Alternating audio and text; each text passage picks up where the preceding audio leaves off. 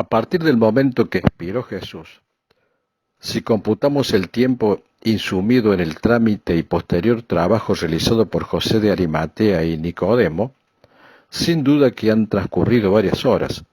Por lo tanto, la sepultura debe efectuarse en forma apresurada y en un lugar cercano al Gólgota, porque está a punto de comenzar el día de gran solemnidad y de reposo anual, el jueves, y durante ese día no podía realizarse actividad alguna. A esta altura de la narración es necesario que nos detengamos a analizar este aspecto, el cual es muy importante. Al respecto son innumerables las citas bíblicas que hacen referencia al hecho de que Jesús resucitará al tercer día, lo cual fue anunciado también por el mismo Señor, según lo testifican Marcos, Lucas, Mateo. Pero ¿cómo se computan esos 3 días? ¿Está referido a las horas con luz, es decir, 12 horas, o al día completo de 24 horas? Mateo 12:40 arroja claridad sobre este aspecto en forma contundente e irrebatible, diciendo: porque como estuvo Jonás en el vientre del gran pez 3 días y 3 noches, así estará el Hijo del Hombre en el corazón de la tierra 3 días y 3 noches. Sabemos que la palabra de Dios no tiene contradicciones porque fue inspirada y revelada por un mismo autor, el Espíritu Santo. El día está formado por 12 horas de luz. Génesis nos dice que llamó Dios a la luz día, y 12 horas de noche, y a las tinieblas llamó noche, y ambos conforman un día.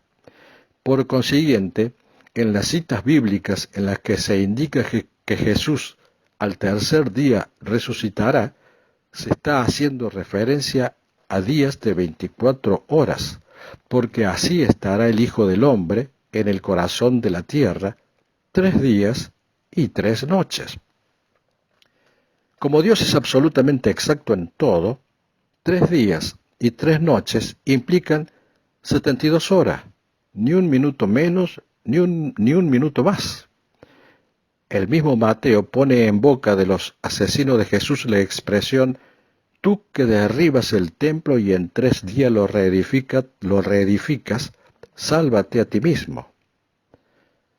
Por la solidez de los argumentos explicados, no cabe otra alternativa que considerar que Jesús estuvo en el sepulcro exactamente 72 horas, es decir, 3 días y 3 noches.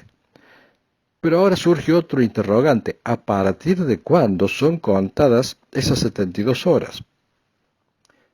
San Marco arroja luz sobre el particular señalando: porque enseñaba a sus discípulos y les decía: el Hijo del Hombre será entregado en manos de hombres, y le matarán, pero después de muerto, resucitará al tercer día.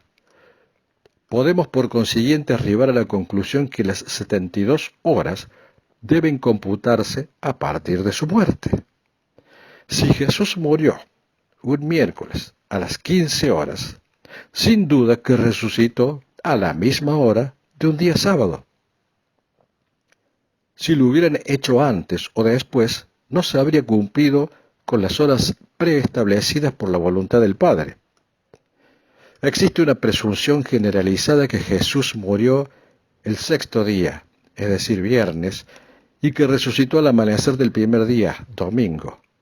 Si bien esta conclusión es aceptada como una verdad, no es más que una tradición, porque no se cumplen los 3 días y las 3 noches en el sepulcro. Los tiempos se cumplieron de acuerdo al plan de Dios. Así lo ratifica el libro de Hechos, que dice en el capítulo 10, a este levantó Dios al tercer día e hizo que se manifestase. San Juan nos dice que el primer día de la semana, María de Magdalena fue de mañana, siendo aún oscuro, al sepulcro, y vio quitada la piedra del sepulcro. Es decir, que cuando llega María Magdalena, el primer día de la semana, o sea, un domingo, siendo aún oscuro, la piedra ya había sido quitada, es decir, que Jesús ya había resucitado antes de que ella llegara, como dijimos, el sábado alrededor de las 15 horas. El sábado es el día de reposo semanal para los judíos. Por eso María Magdalena no fue antes al sepulcro, sino el domingo, una vez culminado ese día de reposo semanal. Y allí se encontró con que la tumba estaba ya vacía. Inmediatamente ella corrió y fue a Simón Pedro y a Juan y les dijo: «Se han llevado del sepulcro al Señor y no sabemos dónde le han puesto». Y salieron Pedro y Juan y fueron al sepulcro. Juan llegó primero y bajó a mirar. Vio los lienzos, pero no se animó a entrar. Cuando llegó Pedro entró y vio los lienzos puestos allí y el sudario que había estado sobre la cabeza de Jesús, no puesto con los lienzos, sino enrollado en un lugar aparte.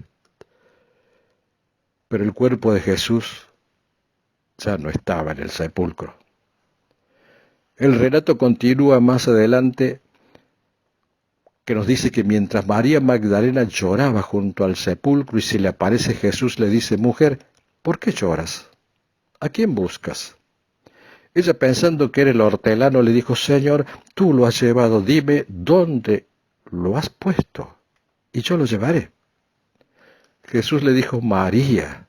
Volviéndose ella le dijo: «Raboni», que quiere decir maestro. Jesús le dijo: «No me toques, porque aún no he subido a mi Padre, mas ve a mis hermanos y diles: subo a mi Padre y a vuestro Padre, a mi Dios y a vuestro Dios». Jesucristo había resucitado. Jesús murió, fue sepultado, y a los 3 días su tumba estaba vacía, porque Él estaba vivo.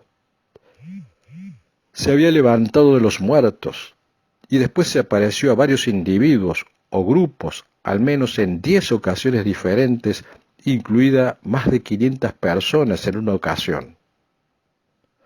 La resurrección es esencial para el Evangelio cristiano y la salvación. Pablo nos dice en Corintios: «Y si Cristo no resucitó, vana es nuestra predicación, vana es también nuestra fe. Pero si los muertos no resucitan, tampoco Cristo resucitó, y si Cristo no resucitó, nuestra fe es vana».